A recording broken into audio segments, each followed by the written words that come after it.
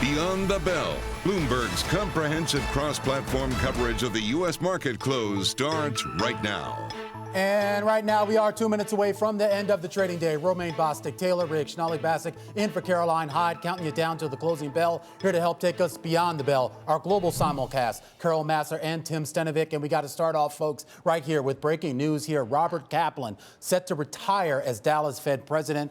This is going to happen on October 8th. Of course, we learned a little bit earlier in the day, Carol, that, of course, Eric Rosengren over at the Boston Fed would step down as well for health reasons. Of course, both of these people, their names have been in the news for other reasons as well. Well, following revelations about their trading activity, and this is something that Fed Chief Jay Powell was questioned about at last Wednesday's Fed meeting. So very interesting to see, perhaps not surprising. Tim and I were talking about, right, Tim, that we hold these Fed officials really high when it comes to investments, and we want complete transparency. So again, not pointing any fingers, but really fascinating and interesting to see Rosengren and Kaplan, that news coming out. Yeah, once again, I mean, Carol nailed it with what we heard from the Fed chair last week, with several questions that were asked specifically about the trading of these officials. And Fed Chair Powell is saying the trust is of utmost importance, and especially at a time like this.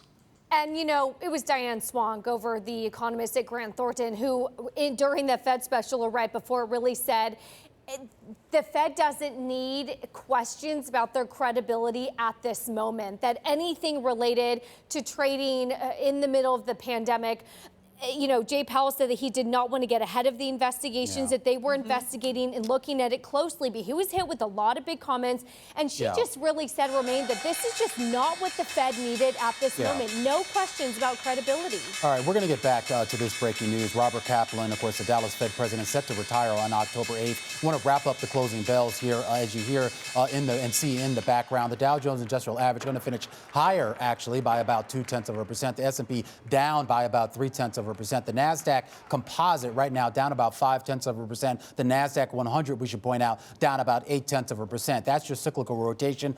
Nowhere else can it be found, of course, with the Russell 2000 up about 1.46% here on the day. That's about 33 points here. And we should point out that the outperformance that we're seeing on the Russell, at one point on the day, at least on an intraday basis, it was the biggest outperformance that we had seen going back to March here. I think that's been peeled back just a little bit here. I'll double check that just to get you the right superlative here. But that is the narrative here right now that we've been seeing here. Of course, that rise in bond yields feeding right now, Carol, into everything happening in the equity market. Don't want to steal anybody's thunder, but Tim and I were talking too that it is all about the bond market and to see those Treasury yields. And I think it's interesting with the backdrop of Robert Kaplan retiring as Eric Rosengren, and you do wonder about the composition of the Fed going forward and whether how that changes maybe Taylor potentially Fed think. Yeah, we had killer comments from Mike McKee earlier. I know that we're going to get him back on the show soon to talk about that composition, Carol, that you mentioned. But in the meantime, you do steal my thunder, but I forgive you because it was a big bond day. And you really see that play out within the sectors. For the radio audience, we take a look at the sector winners,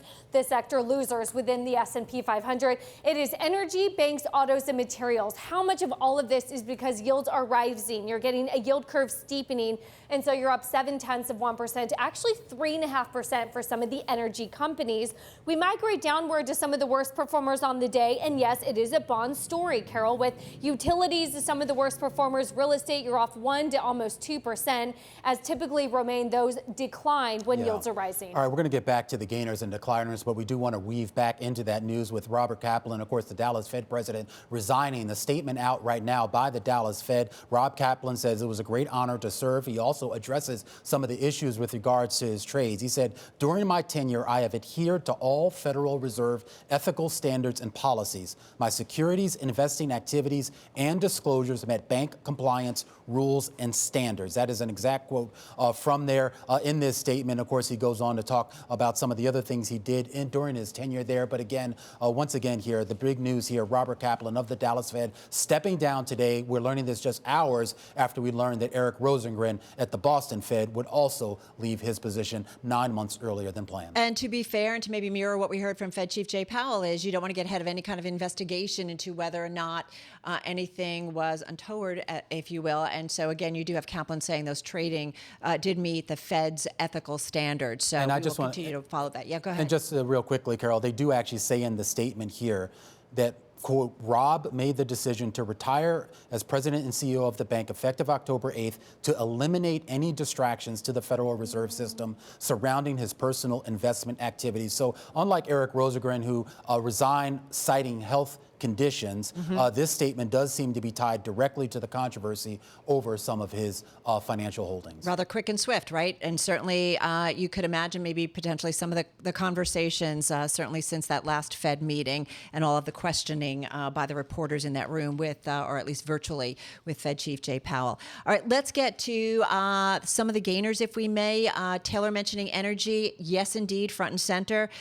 Just pick a bunch of names. Cabot Oil and Gas was among your top performers in the S&P, with West Texas topping 75. Crude prices really on a tear, highest level in nearly 3 years. But other names, Occidental Petroleum also among the gainers in today's session. Cabot Oil and Gas up 8.5%. Carnival continues its move. It is up 4 days, trading days in a row. Largest global cruise company, Royal Caribbean, Norwegian also saw moves to the upside. We know they set sail from the port of LA on Friday afternoon, first time since last year. And last week we got the news that they're set to deploy 52 ships on the seas by the end of fiscal 2021, continuing really that move opening when it comes to the cruise industry. Just quickly, NetEase, that stock up about 3.25%. Chinese gaming company. Other Chinese companies we saw higher today. We saw China's embattled tech tycoons basically lining up to pledge their support to President Xi and his common prosperity policy and market-roiling regulatory onslaught. We saw that happening, and so we did see some bounce back, Tim, in some of those Chinese tech names. Well, you got the gainers. I got a couple decliners at least. Let's talk Amazon. This is a big one. It's been happening. We've been talking about it all day. A price target cut at Morgan Stanley. The bank said that profits could get hit as a result of rising headcount and rising wages. Where have we heard that story before? The bank lowered its price target to $4,100 from $4,300. It does put it below the average analyst target of $4,157. Wells Fargo also finishing the day lower, but coming off those lows after we learned that Wells Fargo had reached a settlement with the U.S. Justice Department. And then Netflix eking out just ever so much of a gain of 0.04%. It did fall earlier in the day. Bank of America wasn't very impressed about Netflix's Global Fan Event, an event that is supposed to tailor to provide detail on upcoming content. I mean, so many choices for consumers right now. You know, I'm going to make this short. We do yields as we do every day because I know we want to get back to some of the breaking news. But Carol, this really does highlight, perhaps as we were talking about yields falling 2 basis points, at least on the 10-year as of the Fed meeting last Wednesday. Since then, it has been a rate of change kind of day. Thursday, Friday, Monday, we're up 16, 18 basis points on the day. Today, further migration higher in yield, approaching 149, 150 on the 10-year. All right, everybody. And we're going to have more coverage on the Fed, certainly in light of that news about Robert Kaplan retiring as the Dallas Fed president. That's happening on October 8th and just coming on the heels of Eric Rosengren getting that news as well and talking about that today. All right, that's going to do it for Beyond the Bell on Bloomberg Radio, Bloomberg TV, and on YouTube. Join us again tomorrow, same time, same place.